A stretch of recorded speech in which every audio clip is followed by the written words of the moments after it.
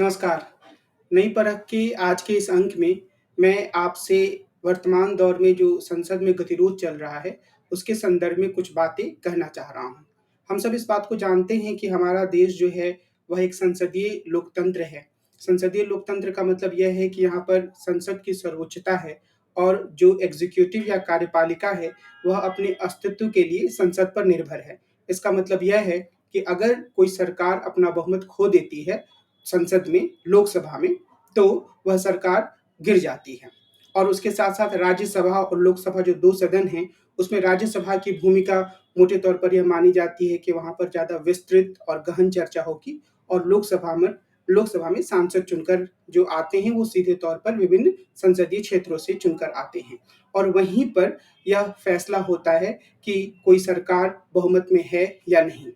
लेकिन इसके साथ-साथ जो संसद की बड़ी भूमिका है वह यह कि सरकार के अस्तित्व के साथ-साथ वह सरकार को जवाबदेह बनाने का एक स्थान भी है। जवाबदेह बनाने का अर्थ क्या है? जवाबदेह बनाने का अर्थ यह है कि अविश्वास प्रस्ताव के अलावा, यानी कि सरकार के अस्तित्व पर फैसला करने के अलावा, जो संसद के दोनों सदन हैं, वहाँ पर सदस्य विभिन्न प्रकार के प्रश्नों के द्वारा, विभिन्न प्रकार के तर्कों के द्वारा, विभिन्न प्रकार के बहसों के द्वारा सरकार को जनता के प्रति जवाबदेह बनाते हैं। सांसद जब प्रश्न पूछते हैं, तो जो मंत्रीगण होते हैं या प्रधानमंत्री होते हैं, वो उनका जवाब देते हैं और अगर वो उसका सही जवाब नहीं दे पाते हैं या संतोषजनक जवाब नहीं दे पाते हैं, तो फिर उनकी एक तरीके से छीछालेदर होती है, उनकी छवि पर असर पड़ता है। और अगर हम अपने देश की ही संसदीय राजनीति के इतिहास को उठाकर देखें, तो ऐसे कई मौके आते हैं, जहाँ पर कुछ सांसदों ने अपनी वाक्पटुता के कारण, अपनी वक्तृता शैली के कारण और अपनी एक बहुत ही गहन तरीके से किसी मुद्दे को उठाने की क्षमता के कारण सरकार को प्रभावित किया। ऐसा नहीं हुआ कि सरकार गिर गई, लेकिन यह ज़रूर हुआ कि इतिहास में उस सरकार की छवि को एक गहरा धक्का लगा। यानी कि आज भी जब हम पढ़ते हैं इतने समय बाद, तो हमें यह मालूम पड़ता है कि लोहिया ने जवाहरलाल नेहरू की सरकार पर किस तरह का सवाल उठाया था या फिरोज गांधी ने किस तरीके से नेहरू सरकार के एक मंत्री के खिलाफ भ्रष्टाचार का आरोप लगाया था। तो एक संसदीय बहसों की एक परंपरा हमारे देश में रही है। कई ऐसे सांसद रहे हैं जिनका लगातार नाम लिया जाता है कि उन्होंने जनता के मुद्दों को लगातार उठाया। जब वो संसद में बोलने के लिए खड़े होते थे, तो लोग उनको बहुत ध्यान से सुनते थे और वो बहुत ही गहरे शोध के साथ, गहरी समझ के साथ किसी मुद्दे को उठाते थे।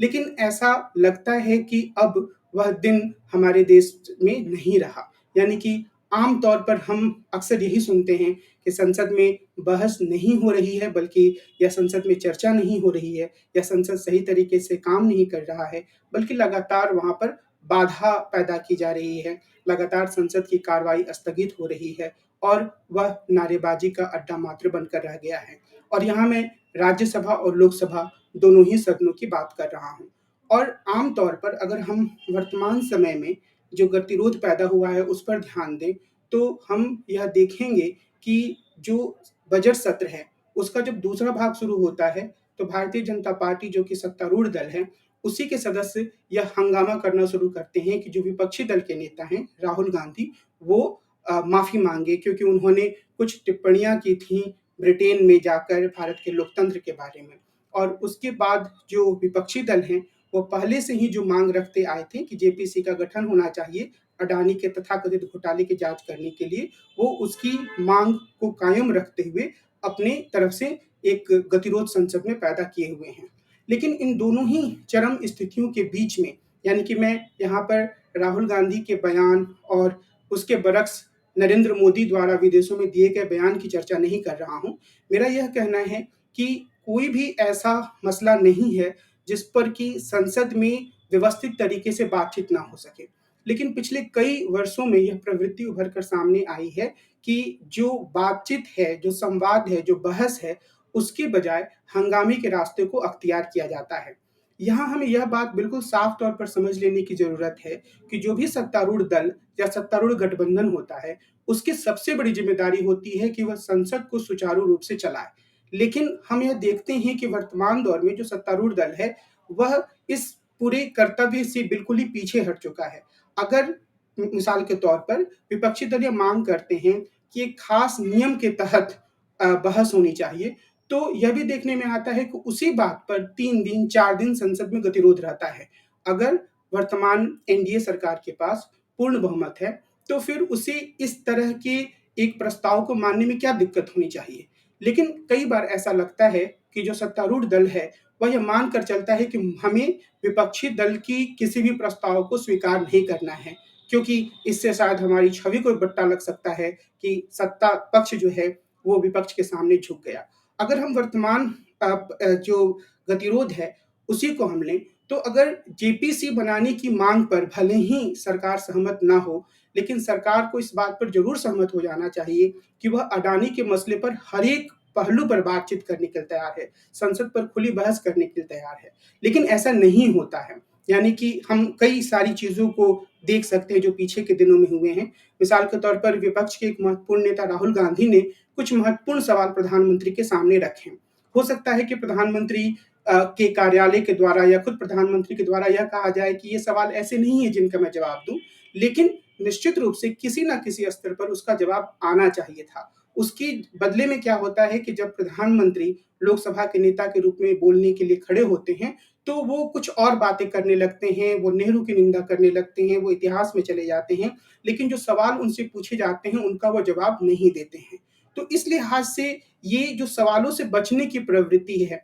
वह भी हमारे संसदीय लोकतंत्र के लिए खतरे के रूप में है। निश्चित रूप से अगर हम एक बेहतर लोकतंत्र बनाना चाहते हैं, तो उसमें जो संसद है, उसकी महत्वपूर्ण भूमिका को हमें स्वीकार करना होगा। आम तौर पे अगर हम आम लोगों से बातचीत करें, तो वो संसद को अब बहुत ज़्यादा गंभीरता से नहीं लेते हैं। ऐसा लगता है कि कुछ भाषणों को सुनने के लिए वो भले ही सोशल मीडिया पर चले जाएँ और अपने पसंदीदा नेता के भाषण को सुनकर झूम जाएँ, खुश हो जाएँ, लेकिन एक प्रक्रिया के स्थान के रूप में जहाँ पर लोकतंत्र सही तरीके से काम करता है, जहाँ पर कानून बनाए जाते हैं, कानूनों पर विधिवत सही तरीके से डिस्कशन होता है, उस एक स्थान के रूप में लोगों की नज़र में, आम लोगों की नज़र में जो संसद है, उसका महत्व लगातार कम हुआ है। और अगर आपको इस पर भरोसा ना हो, तो आप अपने आस-पास के लोगों से इस बारे में बातचीत कर सकते हैं। ज़रूरत इस बात की है कि अगर हम अपने देश के लोकतंत्र को गतिशील बनाना चाहते हैं, जीवंत बनाना चाहते हैं, तो हमें संसद को एक जीवंत स्थान के रूप में विकसित करना होगा। वह सिर्फ़ हंगामे या एक पक्ष के दूसरे पक्ष पर वर्चस्व दिखाने का स्थान ना रहकर खुले संवाद और खुली बहस का स्थान बने। और इसकी सबसे बड़ी ज़िम्मेदारी, मैं इस बात को फिर से रेखांकित करूँगा, सत्ताधारी दल की है, लेकिन इसके साथ-साथ विपक्षी दल की भी है। यानी कि ऐसा भी नहीं होना चाहिए कि हर मुद्दे पर विपक्षी दल घूम-फिर कर हंगामा करें और वो इस बात पर जोर देने लगें कि भाई हम जो भी माँग कर रहे हैं उसको आप स्वीकार ही कीजिए। तो ये जो वरिष्ठ सांसद हैं, वो एक ऐसा माहौल बना सकते हैं और विपक्षी दलों को भी ये महसूस करना होगा कि वो हंगामे की बजाय बहस के रास्ते पर जाएँ। और इसके लिए जो हमारे देश के जो वरिष्ठ नेतागण हैं, उनको इस पर ध्यान देना होगा, क्योंकि जो भी बातें संसद में कही जाती हैं, उनकी ज़्यादा वैधता होती है और संसद एक ऐसा स्थान है जहाँ पर सांसद जो कुछ भी बोलें, उन्हें एक तरीके से हर प्रकार की जो अवमानना के जो नियम होते हैं, उससे या हर प्रकार की कानूनी कार्रवाई से छूट मिली होती है। तो वो खुलकर अपने विचारों को रख सकते हैं, लेकिन खुलकर विचारों को रखने की जो आज़ादी है, उसका बहुत ही विवेकपूर्ण तरीके से इस्तेमाल किया जाना चाहिए। कुल मिलाकर मैं कहना यह चाह रहा हूँ कि अगर हम अपने देश के लोकतंत्र को जीवंत बनाना चाहते हैं, तो हमें एक सबसे महत्वपूर्ण संस्था के रूप में संसद को भी जीवंत बनाने पर ध्यान देना होगा और हमें इस बात के लिए, चाहे वो नागरिक समाज की तरफ से हो या युवाओं की तरफ से हो या फिर मीडिया की तरफ से हो या फिर विवेकपूर्ण अन्य जो संस्थाएँ हैं उनकी तरफ से हो, एक ऐसा दबाव तैयार करना चाहिए जिससे जो हमारे नेतागण हैं, वो इस बात पर ध्यान दें कि अगर वो संसद में अपनी ज़िम्मेदारियों का सही तरीके से निर्वहन नहीं कर रहे हैं, तो इससे उनकी छवि पर बहुत गहरा असर पड़ सकता है। तो परख के इस अंक में इस चर्चा को मैं यहीं रोकता हूँ। अगले अंक में हम मिलेंगे और एक अन्य मुद्दे पर बातचीत करेंगे। नमस्कार।